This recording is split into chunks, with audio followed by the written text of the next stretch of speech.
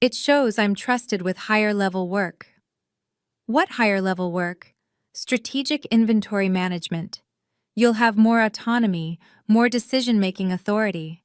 I counted inventory. That's what I did. That's what I'd been doing. That's what I would keep doing.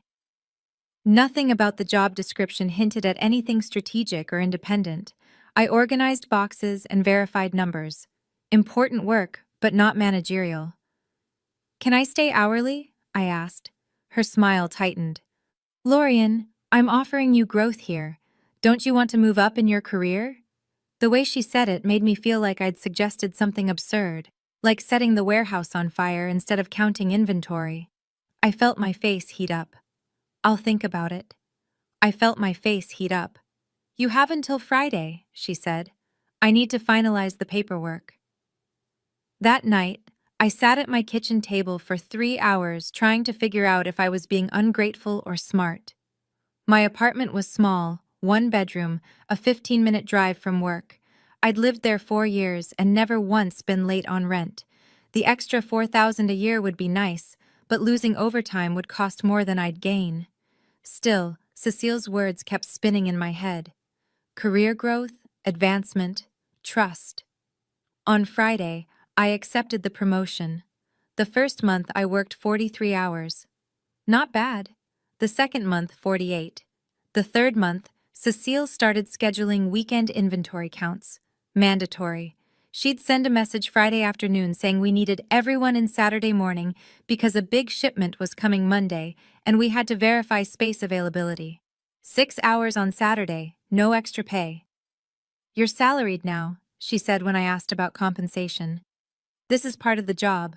The fourth month, I worked 61 hours in 1 week. 61. I began tracking everything in a notebook I kept at home. Date, hours worked, tasks completed. I wrote down every conversation where Cecile implied I might lose my promotion if I didn't show up for weekend counts. Every time she mentioned how others would love to have my position. Every time she reminded me how much she valued my dedication. I noticed something else during those months. 7 other people in our department had received the same promotion I did. All of us moved from hourly to salaried. All of us working 50 to 60-hour weeks now without overtime pay. I started talking to them during breaks, quiet chats in the parking lot. Everyone shared the same concerns. Everyone felt trapped the same way. Nobody wanted to complain and risk losing their job. Then one day, someone from accounting mentioned that Cecile had received a massive bonus at the end of the fiscal year. Department costs had dropped 38% under her management. 38%. I went home and did more math. If 7 people who used to earn overtime were now working the same hours for straight salary, that was tens of thousands in saved labor costs. Money that didn't go to us, money that went straight to the bottom line, money that made Cecile look like a genius who knew how to run an efficient operation. That's when I realized this wasn't about promoting us. This was about reclassifying us to dodge paying overtime. This was wage theft with a fancy title attached. I spent 3 days reading the Fair Labor Standards Act, the exemption rules, the duties test. To be legally classified as exempt from overtime, you must meet specific criteria. Your primary duty has to involve management, or you must exercise discretion and independent judgment about significant business matters. I did none of that. I counted boxes. I checked shipments. I organized inventory. My work was important, but it wasn't exempt work. I scheduled a meeting with HR. The director's name was Paola, 50-something, at the company for 20 years. Her office smelled like vanilla air freshener and old paper. I explained the situation politely, carefully. I didn't accuse anyone. I just said I thought there might be a classification error. We'll look into it, Paula said. She jotted something down in a notepad. Our legal team reviews all position classifications. I'm sure everything is in order, but I'll double-check. 2 weeks later, nothing had changed. I was still working 50-hour weeks, still getting the same salary. I scheduled another meeting. This time I brought documentation, printouts of the FLSA guidelines, a list of my daily duties, examples of timesheets showing consistent 50-plus hour weeks. Our lawyers have reviewed all our positions. PA said, "You're correctly classified. The duties you perform qualify for exemption." I count inventory. I said I don't manage anyone. I don't make business decisions. You exercise judgment in your role. You make determinations about inventory allocation. I follow the system. The computer tells me where products go based on existing orders. I just verify the numbers and organize the logistics. That requires professional judgment. She said it like reading from a script, like someone told her exactly what to say if anyone questioned the classifications. I left her office feeling smaller than when I entered. 6 weeks later, I went back a third time. This time, I wasn't polite. I wasn't careful. I was exhausted. Cecile had scheduled 3 weekend inventory counts in 1 month. I'd worked 54 hours, then 57, then 62. My body ached. My apartment was a mess because I was never home long enough to clean it. I stopped seeing friends because I was always working, or too exhausted to go anywhere. I'm working 60-hour weeks for the same pay I made 3 years ago. I said, "This isn't legal. I know it isn't legal. I've read the regulations. I've documented everything. Something has to change." Paula didn't jot anything down this time. She just stared at me with an expression I couldn't quite read. Tired, maybe, or annoyed. "It's not a priority right now," she said. I walked out of her office, got in my car, and sat in the parking lot for 20 minutes. I wasn't crying. I wanted to, but I was too angry. The kind of anger that sits in your chest and makes it hard to breathe. The kind that makes you understand why people do things they never thought they would. That night, I sat at my kitchen table and opened my laptop. I pulled up the State Labor Board website. I'd looked at it before, but never seriously considered filing a complaint. That felt too big, too confrontational, like dropping a bomb instead of having a conversation. But 3 conversations hadn't worked. 3 meetings, 3 attempts to solve the problem through proper channels, all of them dismissed. The complaint form was long, detailed. It asked for everything: employee information, employer information, description of the violation, supporting documentation. I filled it out slowly, carefully, making sure every detail was accurate. I listed every hour I'd worked in the past 8 months. I attached my job description. I explained exactly what tasks I performed daily. I included the names of the 7 other employees who'd been reclassified the same way I had. Then I added something else, something I'd realized during my weeks of research. I explained that my manager's bonus structure was directly tied to department cost reduction, that she had a financial incentive to misclassify employees, that her 38% cost savings came from unpaid labor, not efficiency improvements. I submitted the complaint at 2 a.m. Then I closed my laptop and went to bed. I didn't sleep. I just lay there staring at the ceiling, wondering if I'd just made everything better or destroyed my entire career. 4 days passed, 4 days where I showed up to work and counted inventory like nothing had changed. Like I hadn't just filed a formal complaint with the state that could blow everything up. I kept waiting for something to happen. A phone call, an email, some kind of acknowledgement that my complaint had been received. Nothing came.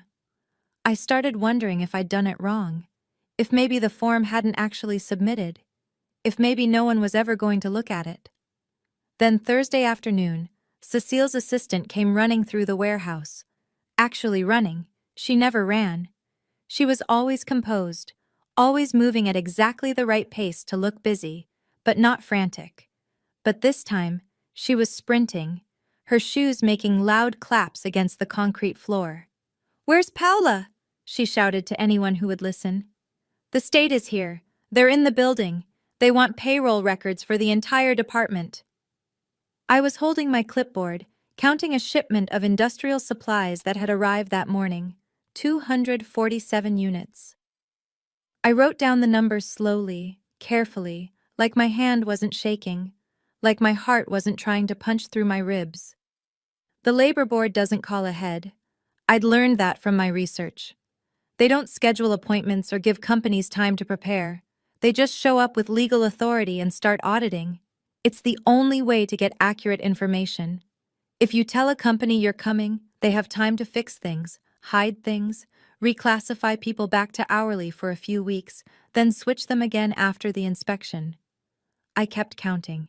248, 249. People were moving differently around me, faster, more urgent. Someone from management walked past, talking quickly into their phone. Another person I'd never seen before was escorting two official-looking individuals toward the administrative offices.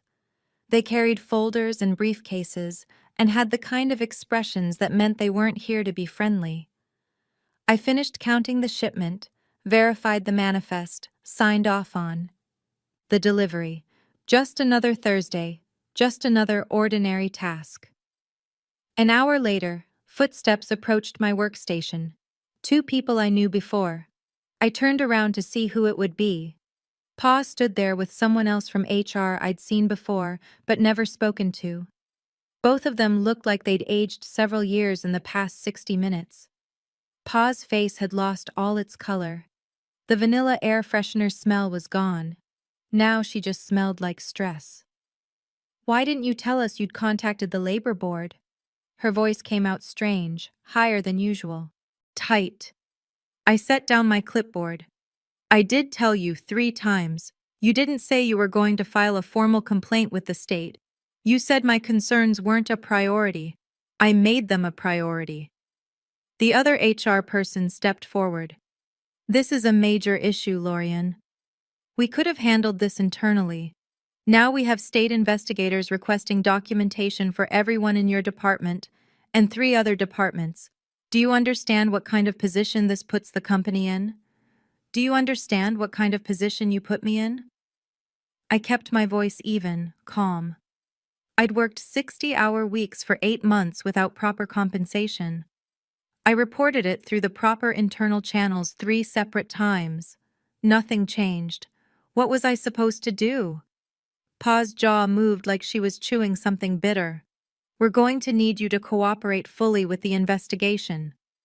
"Of course," I said. "I've already documented everything they'll need." They walked away without another word. I watched them go, watched them disappear back into the administrative wing, where the state investigators were probably asking very uncomfortable questions about payroll practices, classification standards, and bonus structures tied to cost reduction. I picked up my clipboard and moved to the next shipment, 312 units of packaging materials. I counted every single one. The investigation lasted 6 weeks. 6 weeks where the entire warehouse felt like someone had muted everything. People spoke quieter, moved more cautiously.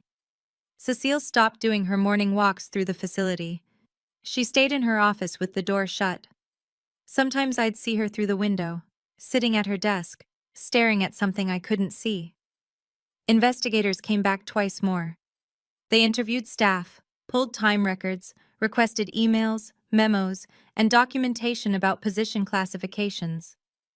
I was interviewed once for 45 minutes. They asked about my daily tasks, my work hours, whether anyone had ever explicitly told me I couldn't have overtime anymore, whether I'd raised concerns internally before filing the complaint. I told them everything, showed them my notebook with 8 months of detailed time tracking, gave them the dates of my 3 meetings with HR, and explained how 7 other people in my department had been reclassified the same way. "Did you notice any pattern to these reclassifications?" one investigator asked. She was maybe 50 years old with gray hair, cut short, and eyes that looked like they'd heard every excuse in the world. "They all happened within a 6-month period after our new manager started," I said. "And they all reduced department overtime costs significantly." "Did your manager receive any bonuses or compensation tied to department performance?" "Yes. She got a large bonus at year-end. People in accounting talked about it. Department costs had dropped by 38%. The investigator wrote something down. Thank you. This is helpful. Weeks went by. I kept working, kept counting. The warehouse felt suspended in something heavy and tense. Then one morning, 6 weeks and 2 days after the state investigators first arrived, an email went out to everyone in my department. Meeting in the break room at 2 p.m., attendance mandatory. We gathered at the scheduled time. All 10 of us who'd been reclassified, plus several people from other departments I didn't know.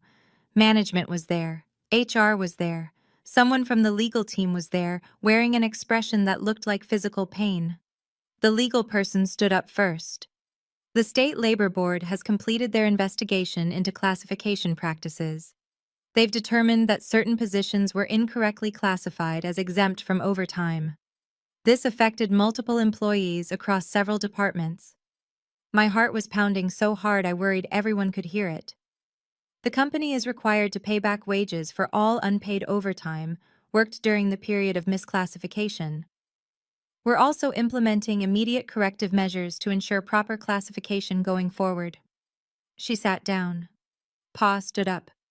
You'll each receive individual notifications about your back pay calculations.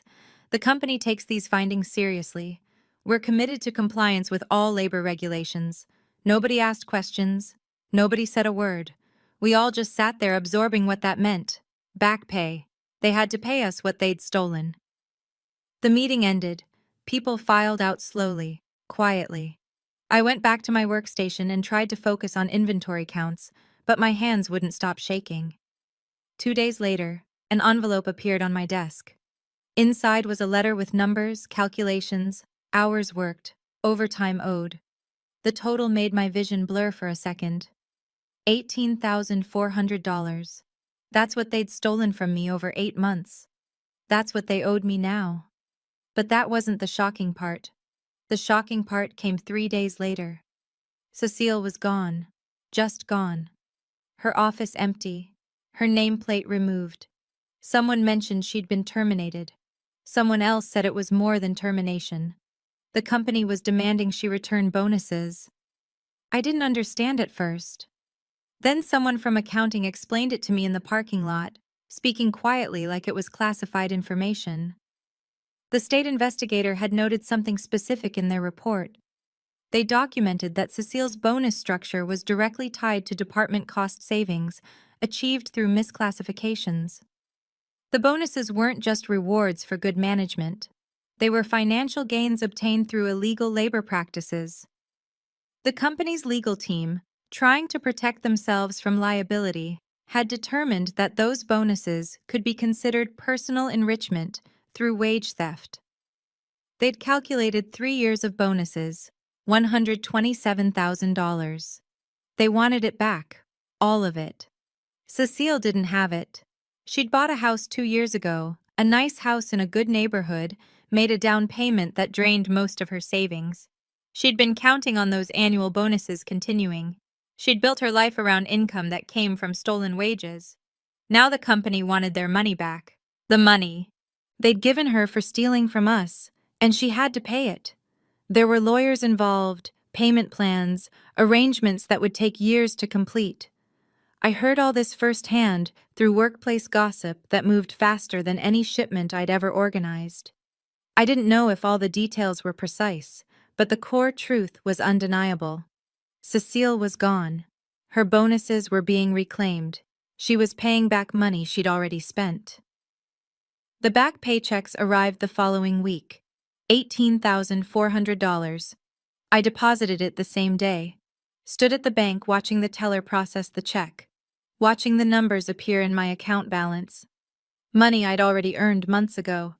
Money that should have been mine all along. Management brought in someone new to replace Cecile. Her name was Tomasa, late 40s, calm demeanor.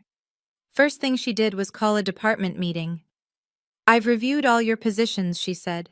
Effective immediately, everyone classified as exempt is being reclassified as hourly. You'll track your time. You'll be paid for every hour you work. Overtime will be compensated at the proper rate. Someone asked if we'd still keep the senior titles. You can keep the titles if you want them, Tamasa said. But titles don't matter as much as fair compensation. You do good work, you should be paid properly for it. That was it. Simple, direct, the way it should have been from the start. I went back to counting inventory, back to organizing shipments, but now, when I worked 50 hours, I got paid for 50 hours. When I worked 40, I got paid for 40. The system was simple again, honest again. Pa transferred to a different location 3 weeks later. I never saw her again. Someone said she requested the transfer. Someone else said management had suggested it. Either way, she was gone. Cecile's office stayed empty for 2 months.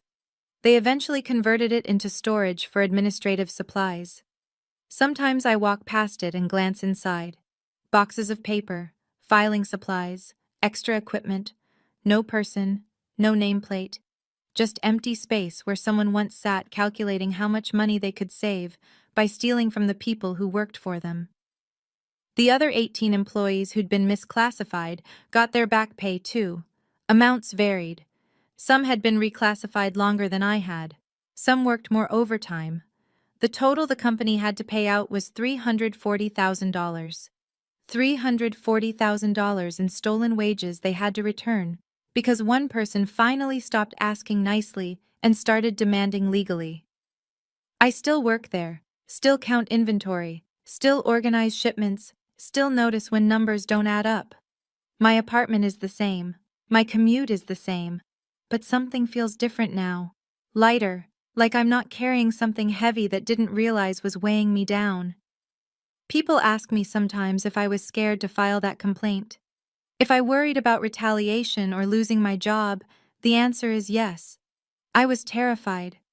But I was also tired. Tired of working 60 hours and being paid for 40. Tired of asking for basic fairness and being dismissed.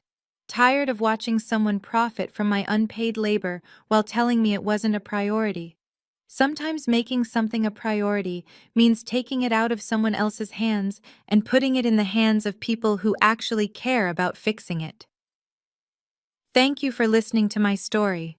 If you've ever felt like your concerns didn't matter, like your voice wasn't being heard, I hope this shows you that sometimes the system works if you know which part of the system to use. Hit that like button if this resonated with you. Subscribe for more stories about people who refuse to stay silent, and comment below. Tell me about a time you had to fight for something you deserved. Your stories matter just as much as mine.